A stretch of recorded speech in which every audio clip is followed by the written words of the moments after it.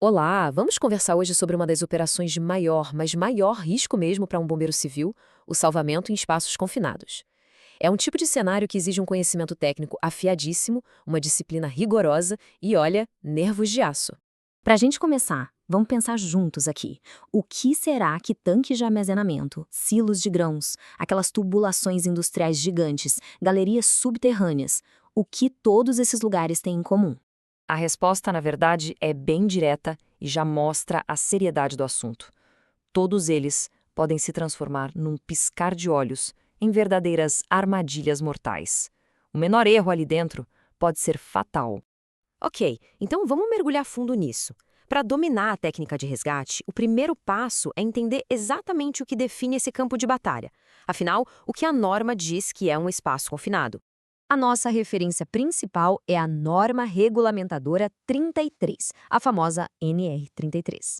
E ela é muito clara.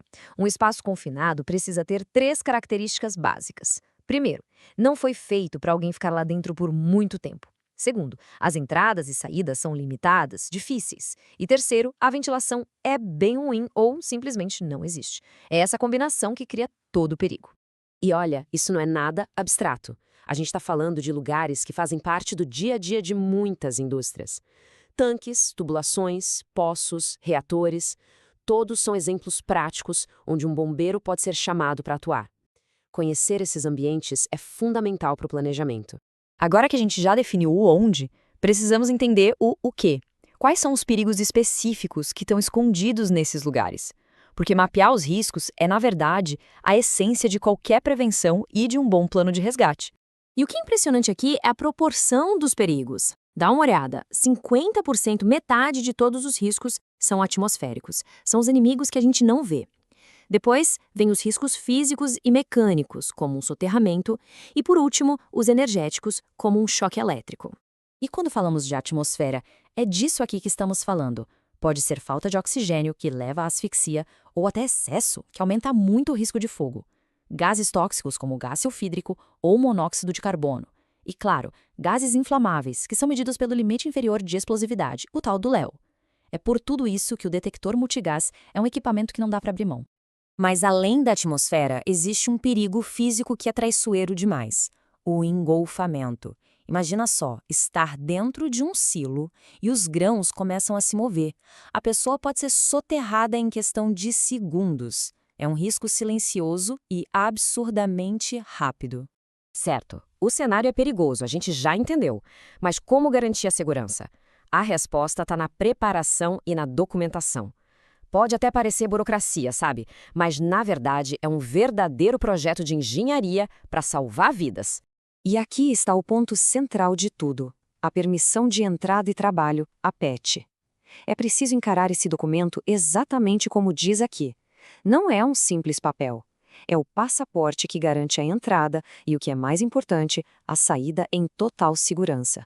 A PET não age sozinha. Ela faz parte de todo um sistema. Olha só, o cadastro detalha como é o local. O inventário lista todos os perigos. A PET autoriza a entrada só depois de checar que está tudo seguro. E o plano de resgate? Bom, ele diz exatamente o que fazer se algo der errado. Juntos, esses documentos formam uma poderosa rede de segurança. Então, na prática, quando se chega na cena, a ação começa com um checklist que não pode ter falhas. Primeiro, a PET está válida? Segundo, como é que está a atmosfera lá dentro, agora, nesse momento? Terceiro, as fontes de energia, tipo eletricidade ou válvulas, estão bloqueadas e bem sinalizadas? E, por fim, o equipamento de resgate já está pronto para uso imediato? Só com esses 4 pontos confirmados é que a operação pode começar de verdade. Ok, plano e checagem feitos, agora vamos para a ação. Quais são as ferramentas e as técnicas que transformam um plano no papel em um resgate bem-sucedido na vida real? Basicamente, existem duas grandes estratégias de resgate. Temos o resgate vertical, que é usado para tirar alguém de um poço ou de um tanque, ou seja, de baixo para cima. E temos o resgate horizontal, para mover uma vítima por dutos e galerias. Cada um, claro, exige equipamentos e habilidades bem específicas.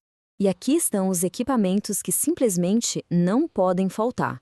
o detector multigás para ficar de olho no ar o tempo todo, o EPR, que é o que fornece ar respirável para o resgatista, o tripé para uma ancoragem segura, a Max QD, que é flexível, perfeita para esses locais apertados, e, claro, a comunicação via rádio à prova de explosão. Cada item desses tem uma função vital.